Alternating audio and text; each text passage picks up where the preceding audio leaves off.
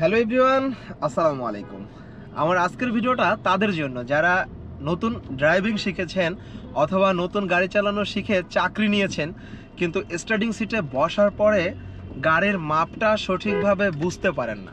গাড়িটা ডান দিকে যাচ্ছে নাকি বাম দিকে যাচ্ছে, অথবা ডান পাশে বা বাম পাশে কোনো গাড়ির সাথে লেগে যাচ্ছে কিনা, তাদের জন্য অত্যন্ত কিছু গুরুত্বপূর্ণ টিপস দিয়ে আজকের ভিডিওতে আমি আপনাদেরকে সহযোগিতা করার চেষ্টা করব। যদি সিম্পল কিছু নিয়ম আপনি যদি মনে রাখতে পারেন বা এই নিয়মগুলো মেনে যদি নতুন অবস্থায় গাড়ি চালান, তাহলে আশা করি কোনো ধরনের কোনো দুর্ঘটনা হবে না।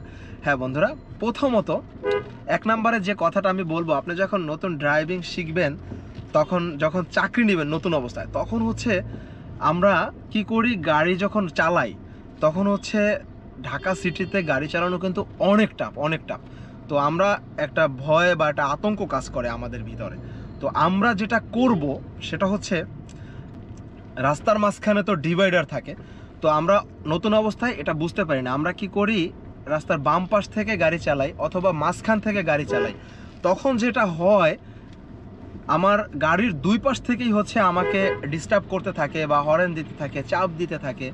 বা বাম পাশে দিয়ে গাড়ি চালালে যেটা হয়, বাম পাশ থেকে সাধারণত পকেট রোডগুলো এসে মেইন রাস্তার সাথে মিশে, তো হুটহাট করে রিক্সাওয়ালা, সিএনজিওয়ালা এরা দেখবেন যে ব্রেক না করেই মেইন রাস্তায় উঠে যায়।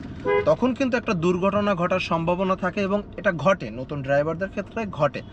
তো সেক্ষেত্রে আপনারা যেটা করবেন, নতুন অবস্থায় ডিভাইডারের পাশ দিয়ে যদি আপনি গাড়ি চালান, তাহলে একটা সুবিধা কি জানেন, আপনার ডান পাশটা আর আপনার খেয়াল করতে হবে না, কারণ আপনার ডান পাশ থেকে আপনাকে কেউ কিন্তু ওভারটেক করতে পারবে না। আপনার ডান পাশটা আপনি জাস্ট ডিভাইডারের বরাবর পাশ থেকে চালাবেন এবং শুধুমাত্র সামনে এবং বাম পাশটা খেয়াল করবেন যে বাম পাশ থেকে কেউ আপনাকে ওভারটেক করতেছে কিনা বা কেউ আপনাকে চাপ দিতেছে কিনা, এই বিষয়টা খেয়াল করবেন। তাহলে কিন্তু আপনার কাছে আতঙ্ক বা ভয়ের বিষয়টা অনেকটাই কমে যাবে।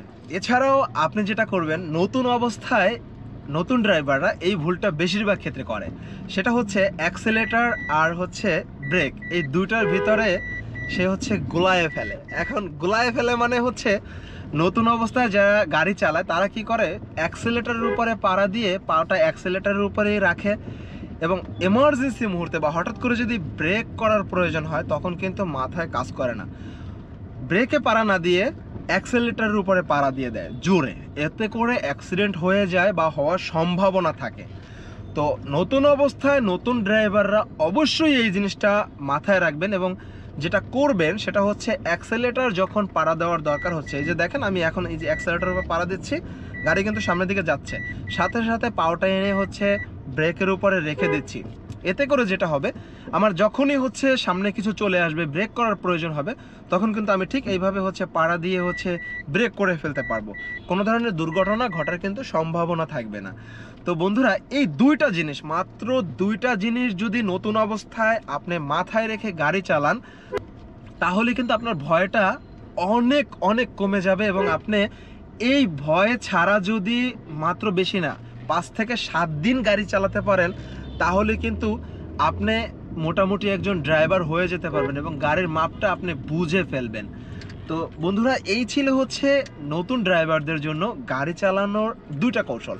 এই দুইটা কৌশল অবশ্যই মাথায় রাখবেন এবং ঠিক এইভাবে আপনি 7 দিন গাড়ি চালান। যদি ফল না পাইছেন, তখন আমাকে কমেন্টে এসে গালাগালি করেন। ভাই, নতুন অবস্থায় আমিও ভয় পেতাম, আপনারাও ভয় পাবেন, এটা নিয়ে ভয় পাওয়ার কিছু নাই, এটা একটা নর্মাল বিষয়। কারণ ঢাকা সিটিতে এই যে দেখেন কত পরিমাণে গাড়ি, এর ভিতরে গাড়ি চালানো আসলেই টাফ। তো আস্তে আস্তে নিজেকে তৈরি করতে হবে, ভয় পেলে হবে না। তো বন্ধুরা, এই ছিল আমার আজকের ভিডিওটা। আশা করি একটু হলেও ভালো লেগেছে। যদি ভালো লাগে তাহলে অবশ্যই একটা লাইক দিবেন, কমেন্ট করে জানাতে পারেন আপনার মতামত। আর আপনি যদি আমার চ্যানেলে নতুন হয়ে থাকেন, তাহলে please hit the subscribe button and press the bell icon. তো বন্ধুরা, দেখা হচ্ছে খুব শীঘ্রই পরবর্তী ভিডিওতে। সে পর্যন্ত সুস্থ থাকুন, ভালো থাকুন, আল্লাহ হাফেজ।